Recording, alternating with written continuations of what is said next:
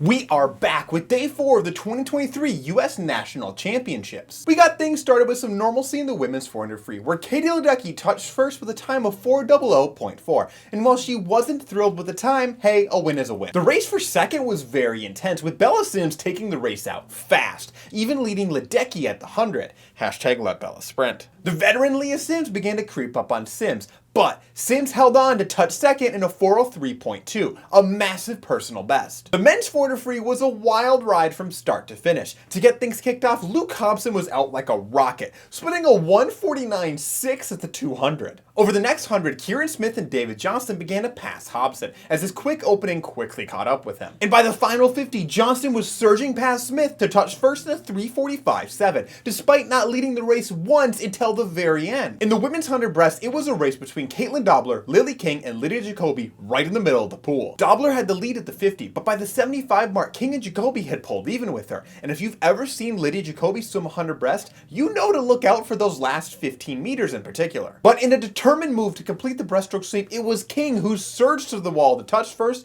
in a 1:04.7. Jacoby finished second in a 1:05.1. The men's 100 breast was a Nick Fink show through and through. He turned first at the 50 and then distanced himself from the rest of the field over the back half of the race, touching first in a 58.3. In a tight race for second, it was Josh Matheny who came out on top in a very strong 59.2. In the women's 100 back, we saw another US Open record go down. Stopping the clock in a 57.7, Regan Smith breaks her own US Open record and wins the national title. In second place, Catherine Burkhoff was shockingly fast, touching at a 58.01 to become the 5th fastest performer ever. And in the final event of the night, we got to see the race between Ryan Murphy and Hunter Armstrong come down to the wire. At the 50, the two swimmers were actually tied, but at the end of the race, the Magic Man made Murphy's chances of winning disappear, as he touched first in a 52.33 to 52.39. And that was everything that you missed from day 4 of 2023 US National Championships. Next up, the final day.